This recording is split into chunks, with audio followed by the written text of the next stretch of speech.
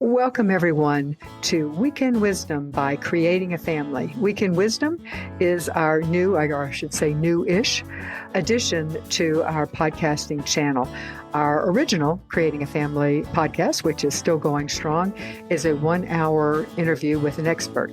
So Weekend Wisdom is a little different. In Weekend Wisdom, we answer your questions, and it's much shorter, around the 10-minute mark. So today, the question we're going to ask is, what in the world is happening with international adoptions?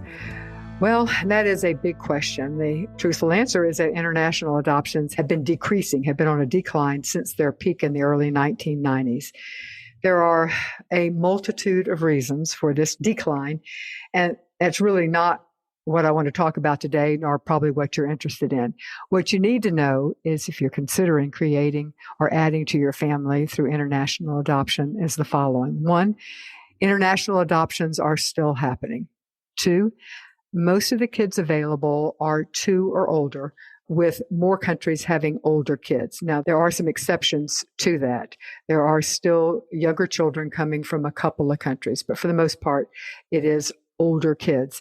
And most of these kids have some type of special need, meaning that they have a physical, developmental, or mental health condition that you need to be prepared for. And when I say older, we're talking, upwards of the ages of, depending on the country, of course, 4, 5, 6, something along those lines. And the last, number 3, what you need to know is that international adoption is still a great way to create your family. So a couple of other things we want to talk about when we're talking about international adoptions is that most countries have limitations on the type of parents that they're going to allow to adopt their kids. For example, they might have age limits. You have to be over a certain age and under a certain age. You may have to be a certain religion. You may have to have a certain body mass index. They might exclude certain health conditions. And some might even require dual nationality with their country. And then, honestly, there are a few that prohibit all adoptions to the United States, such as the Democratic Republic of Congo, Ethiopia, Kenya, Russia, and Latvia. And other countries do not routinely process adoptions to the United States, though it may be possible. And then some countries do not even recognize the legal concept of adoption as a way to form a permanent parent-child relationship. And then the question we get now is what's happening with China. And as of now, new adoptions from China are still on hold because the Chinese government is still maintaining its COVID-related suspensions on all intercountry adoptions. It is unclear whether international adoptions from China will ever resume. So to find out what countries are currently open and what are the requirements for adopting from that country, there are 2 big resources. 1, Creating a Family has adoption comparison charts. You can find them on our website, creatingafamily.org, and then hover over the word adoption in the horizontal menu and click on adoption comparison charts. That's one source. And the other one is the U.S. State Department's country information page, which can be found at travel.state.gov. And another option you have would be to contact an international adoption agencies. They're going to be the real experts on adopting from the countries that they serve, that they have programs in, because they're in country all the time and know the ins and the outs. You can find an agency just by Googling the name of the agency and the country you're interested in, or better yet, start with an agency that are partners of Creating a Family.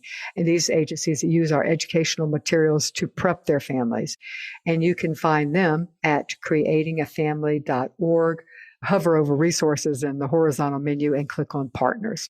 So we get asked this question a lot. What are the most popular, where most of the kids are coming from if you live in the United States? So currently, the latest data we have is Colombia, India, South Korea, Bulgaria, and Haiti. Those are the most popular placing countries to the United States.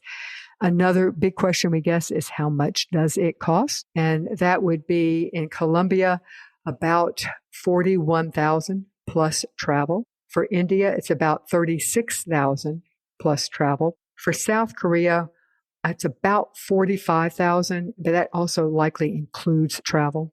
For Bulgaria, it's $38,000 plus travel.